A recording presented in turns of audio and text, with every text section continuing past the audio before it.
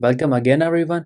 आज हम बात करेंगे हमारे पहले डेटा स्ट्रक्चर के बारे में जो कि है arrays. An array is a collection of variables of the same type stored at contiguous memory locations. अब इसका मतलब क्या है? अब जैसे नाम से ही क्लियर हो रहा है डेटा स्ट्रक्चर, यानी हम डेटा को स्ट्रक्चर कर रहे हैं। अब तक हमने डेटा टाइप्स पढ़ी हैं, इंट, कैरेक्टर, फ्लोट। अब इनका हम एक स्ट्रक्चर बना रहे हैं। एंड एरे जो स्ट्रक्चर होता है वो सेम टाइप ऑफ डेटा को स्टोर करता है एट कंटिगुअस मेमोरी लोकेशंस। अब इसके लिए हम समझ सकते हैं, अब यहाँ पर ये 6 ब्लॉक्स रखे हुए हैं। ये है मेमोरी ब्लॉक्स, यानी मेमोरी जो है वो ब्लॉक्स की फॉर्म में डिवाइडेड होती है जिसके अंदर हम डेटा स्टोर करते हैं। एंड कंटिगुअस ब्लॉक्स का मतलब है लगातार जुड़े हुए ब्लॉक्स। एक एरे जो होती है वो मेमोरी के अंदर लगातार जुड़े हुए ब्लॉक्स का एक कलेक्शन एलोकेट करती है जिसके अंदर हम हमारे डेटा को स्टोर करते हैं। अब फॉर एग्जाम्पल यहाँ पर एक एरे दी गई है जिसका साइज है 6, यानी इसके अंदर 6 एलिमेंट्स आएंगे जो कि हैं 2, 4, 6, 8, 8 एंड 10। तो इस एरे ने मेमोरी के अंदर 6 ब्लॉक्स का कलेक्शन बनाया, ऑक्यूपाई किया एंड उसके अंदर जो वैल्यूज हमें देनी थी वो पुट कर दी। एंड देन इसके नीचे लिखा हुआ है 0, 1, 2, 3, 4 एंड 5। ये होते हैं इंडेक्स। अब इंडेक्स क्या होता है? इंडेक्स को हम समझ सकते हैं कि ये होती है हर ब्लॉक की आईडी। जो पहला ब्लॉक होता है वो 0 से स्टार्ट होता है, जो दूसरा होता है वो 1 से, ऐसे ही सो ऑन लास्ट तक जाता है। तो एरे के अंदर जो ये फर्स्ट एलिमेंट 2 है ये एक्चुअली एरे का 0th एलिमेंट है एंड 4 फर्स्ट। तो index basically in memory blocks को यूनिकली एड्रेस करने के लिए होता है। बिकॉज लेट्स से हमें 6 वैल्यू को यूज करना है तो इसका मतलब होगा हमें एरे का वो एलिमेंट चाहिए जो सेकंड इंडेक्स पे है। अब हम कोड में यूज करके देखते हैं। हम बनाते हैं हमारी पहली एरे जो कि होगी इन टाइप की, उसका नेम देते हैं and then square brackets. And square brackets के अंदर हम लिखते हैं एरे का साइज, यानी हमारी जो एरे है उसे मेमोरी के अंदर कितने ब्लॉक्स ऑक्यूपाई करने हैं। जैसे इस एग्जांपल में 6 ब्लॉक्स ऑक्यूपाई हुए थे। अगर हम फिर से 6 दें देन इक्वल्स टू, उसके बाद कर्ली ब्रेसेस एंड देन इसके अंदर हम हमारे एलिमेंट्स लिखते हैं। लेट्स से हम चाहते हैं 3, 4, 1, 2, 6 एंड 7 एंड देन सेमीकोलन। तो हमने हमारी फर्स्ट एरे सक्सेसफुली बना ली है जिसका साइज है 6 एंड इसके एलिमेंट्स हैं ये। अब ऐसे ही अगर हम चाहें तो एक कैरेक्टर टाइप की एरे भी बना सकते हैं जिससे हम लिखेंगे कैर, लिखते हैं ar2 6 than equals to and इसके अंदर हम लिखेंगे हमारे कैरेक्टर्स जो हमें स्टोर करवाने हैं। B C D E F। तो कुछ इस तरीके से हम कैरेक्टर्स को स्टोर करते हैं। अब यहाँ पे मैंने इन्वर्टेड कोमा इसलिए यूज़ किया है बिकॉज अगर मैं यहाँ पे इन्वर्टेड कोमा यूज़ नहीं करता तो ये जो ए है इसे हमारा कंपाइलर एज अ वेरिएबल देखेगा। जैसे हमने यहाँ पे एरे नेम दिया है, इसकी जगह हम ए भी दे सकते थे नेम, तो ये जो हमारा कंपाइलर है वो इसे रीड करेगा। तो हमारे कोड के अंदर हमें जब भी कोई कैरेक्टर या कोई सेंटेंस लिखना होता है तो हम उसे हमेशा इन्वर्टेड कोमास के अंदर लिखते हैं। अब मैं सिर्फ ऐसे लिख देता हूँ।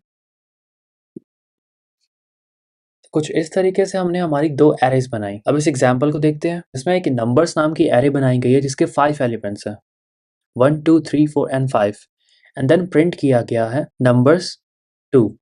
अब इसका मतलब ये नहीं है कि नंबर्स की एरे का साइज 2 कर दिया गया है। जब हम एरे को फर्स्ट टाइम डिफाइन करते हैं तब हम स्क्वायर ब्रैकेट्स के अंदर उसका साइज लिखते हैं। देन उसके बाद हम जब भी उस एरे को कॉल करते हैं, यूज करते हैं, तो अंदर जो भी हम लिखते हैं वो होता है इंडेक्स। इंडेक्स जो हमने जस्ट अभी पढ़ा था, अब यहाँ पे हमने लिखा है 2, यानी सेकंड इंडेक्स, यानी 0, 1, 2। जो सेकंड इंडेक्स पे एलिमेंट है हमें वो एक्सेस करना है, यानी 1, 2 एंड 3, यानी थर्ड एलिमेंट जो है वो हम एक्सेस करेंगे। इसके अंदर थर्ड एलिमेंट है 3, यानी आउटपुट में आएगा 3। वैसे ही अगर मैं यहाँ पे नंबर्स 0 लिखता तो वो फर्स्ट एलिमेंट पे जाता जो कि है 1। अब इसको अगर हम कोड में यूज करके देखें तो हम लिखेंगे printf %d, देन मैं लिखूंगा एरे, जो भी एलिमेंट हमें एक्सेस करना है 0। अब मैं इसको सेव करता हूँ एंड रन करता हूँ तो मेरा प्रिंट हुआ 3 जो कि मेरे इस एरे का फर्स्ट एलिमेंट है। ऐसे ही अगर मैं यहाँ पे लिखता हूँ 4 तो क्या प्रिंट होना चाहिए? 0, 1, 2, 3 एंड फोर्थ इंडेक्स वाला एलिमेंट है 6, तो यहाँ पर प्रिंट होना चाहिए 6 जो कि प्रिंट हुआ है। ऐसे ही अगर मैं चाहूँ कि मैं इस एरे से प्रिंट करवाऊँ तो मैं यहाँ पे डी की जगह सी लिखूंगा एंड यहाँ पे एरे 2 एंड मैंने यहाँ पे सी इसलिए लिखा बिकॉज कैरेक्टर के लिए सी स्पेसिफायर यूज होता है। अब मैं सेव करता हूँ एंड रन करता हूँ तो यहाँ पर ई प्रिंट हुआ जो कि यहाँ का 4th इंडेक्स वाला एलिमेंट है, 0, 1, 2, 3 एंड 4। तो कुछ ऐसे हम एरेज को डिफाइन करते हैं एंड एरेज के अंदर जो एलिमेंट है उनको एक्सेस करते हैं। अब यहाँ पे लिखा हुआ है एरेज आर जीरो इंडेक्स्ड, यानी एरेज के इंडेक्स स्टार्ट होते हैं 0 से एंड एरेज किसी भी डेटा टाइप की हो सकती है जैसे कि इंटीजर, कैरेक्टर, फ्लोट। एंड यहाँ लिखा हुआ है कि हम एरेज के अंदर एक लूप लगाकर भी एक्सेस कर सकते हैं एलिमेंट्स को। अब इसको हम कैसे कर सकते हैं? अगर हम सोचें, यहाँ पर हम जैसे जैसे इस नंबर को चेंज कर रहे हैं वैसे वैसे हम इसके अंदर जो भी एलिमेंट्स उसको एक्सेस कर पा रहे हैं। तो हमने फोर लूप पढ़ी थी जिसके अंदर हम आई को चेंज कर सकते हैं एक लूप के अंदर। तो अगर अब हम उसको यूज कर कर देखें तो 4 int I equals 0 up to 0, 1, 2, 3, 4, 5, यानी हमें 5 तक चाहिए, equals to 5 I plus plus. And then इसके अंदर हम ये प्रिंट ऑफ स्टेटमेंट लिखेंगे, %t, देन array 1, यहाँ पे लिखेंगे I। आई होप आपको ये क्लियर हुआ होगा। तो मैंने एक फोर लूप यूज करी जिसके अंदर आई की वैल्यू 0 टू लेकर 5 तक जा रही है एंड उसके अंदर एक प्रिंट स्टेटमेंट है जो एरे के उस ith नंबर यानी उस इंडेक्स वाले एलिमेंट को एक्सेस कर रही है। अब मैं अगर इसे सेव करूँ एंड रन करूँ तो उस एरे के सभी एलिमेंट्स प्रिंट हो गए हैं। अब ऐसे ही अगर मैं चाहूँ तो मैं कैरेक्टर एरे को भी प्रिंट करवा सकता हूँ। यहाँ पर डी की जगह मुझे लिखना होगा C एंड जो एरे का नेम है वो लिखना होगा एंड देन वो प्रिंट हो गया है। तो कुछ ऐसे हम एरे डिफाइन कर सकते हैं उन्हें यूज कर सकते हैं। तो अब हम एक क्वेश्चन प्रैक्टिस कर देखते हैं। तो क्वेश्चन में दिया गया है define 2 integer arrays of size 4 and print the sum of each corresponding elements, take the input from the user. सबसे पहले हमें 2 इंटीजर एरेज बनानी होंगी।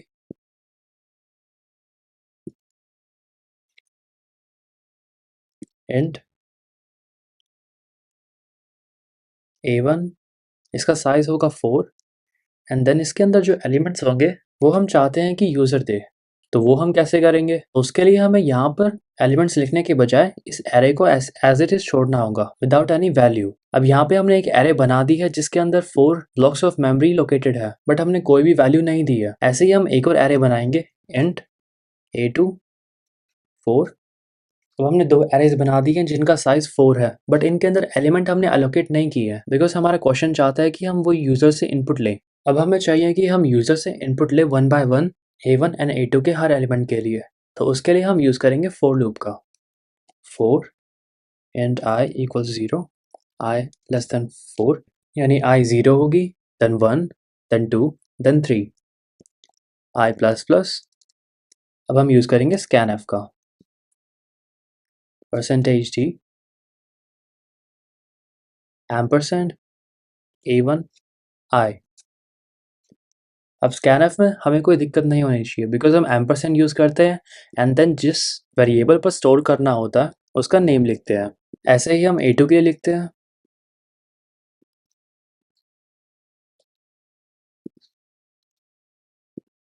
तो अब हमने 2 एरेज बना चुके हैं इंटीजर टाइप की एंड दोनों एरेज में यूजर से इनपुट ले चुका है एंड अब हमें चाहिए कि हम प्रिंट करें सम ऑफ ईच कोरेस्पॉन्डिंग एलिमेंट्स। इसका मतलब यानी a1 का जो 0th एलिमेंट है उसका सम a2 के 0th एलिमेंट के साथ एंड a1 का जो फर्स्ट एलिमेंट है उसका सम a2 के फर्स्ट एलिमेंट के साथ। तो उसके लिए हम फिर से एक लूप यूज करेंगे बिकॉज हम एक एरे के एलिमेंट को कैसे एक्सेस कर सकते हैं उसके इंडेक्स से एंड इंडेक्स को हमें पूरी एरे के लिए यूज करना है। तो उसके लिए हम 1 बाय 1 एक लूप को यूज कर कर उसे एक्सेस कर सकते हैं जिसको बोलते हैं ट्रैवर्सल।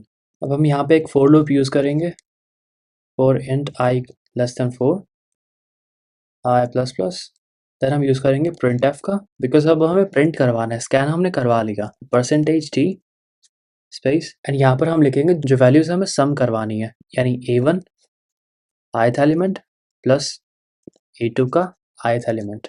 तो अब इस कोड को हम एक बार फिर से देखते हैं। इसमें हमने 2 एरेज डिफाइन करी एंड इसमें हमने कोई एलिमेंट नहीं दिया, जस्ट उसका साइज दिया एंड मेक श्योर हम एरेज का साइज हमेशा दें बिकॉज जब तक हम साइज नहीं देंगे तो सी के अंदर कंपाइलर को पता नहीं होगा कि उसे कितनी मेमोरी एक्सेस करनी है। तो हमने यहाँ पर 4 साइज दिया, देन 2 फोर लूप्स यूज कर कर 1 बाय 1 उन मेमोरी लोकेशंस को यूजर के थ्रू फिल किया एंड देन उन मेमोरी लोकेशंस को एक्सेस कर कर उनका सम प्रिंट किया। अब मैं सेव करके इसे रन करता हूँ। तो अब मैं दोनों एरेज के लिए इनपुट दूंगा। फर्स्ट एरे के लिए मैं 4 एलिमेंट्स लिखता हूँ, let's say 1 2 3 and 4, then I hit enter, देन उसके बाद मैं फिर से 4 एलिमेंट्स देता हूँ, 2 3 1 4। अब मैं जैसे ही एंटर हिट करता हूँ तो इनका सम प्रिंट हो गया, 1 + 2 = 3, 2 + 3 5, 3 1 4, 4 4 8। तो इस कोड के थ्रू हमने इस क्वेश्चन को सॉल्व किया। एंड एक एरे को डिफाइन करते हुए हमें हमेशा याद रखना है कि हम उसका साइज उसे दे रहे हैं, स्पेशली तब जब हम उसमें एलिमेंट्स बाद में दे रहे हैं। जैसे इस केस में हमने पहले एरे को डिफाइन किया एंड देन उसके बाद एलिमेंट्स को स्कैनफ यूज़ करके इनपुट किया। वेराज इस केस में अगर हम यहाँ पे 5 ना भी लिखें तो भी वो चलेगा, बिकॉज इसके अंदर हमने एलिमेंट साथ के साथ दिए हुए हैं जिसमें 5 है, तो वो जो कंपाइलर है वो समझ जाएगा कि हमें 5 एलिमेंट्स को स्टोर करना है। जैसे फॉर एग्जांपल अगर मैं यहाँ पर एक नई एरे बनाऊँ एंड नम, देन इसके अंदर मैं अगर साइज ना दूँ एंड यहाँ पर मैं लिखूँ 1 2 3 एंड देन इसको कमेंट आउट करके इसके हर एक एलिमेंट को प्रिंट करूँ,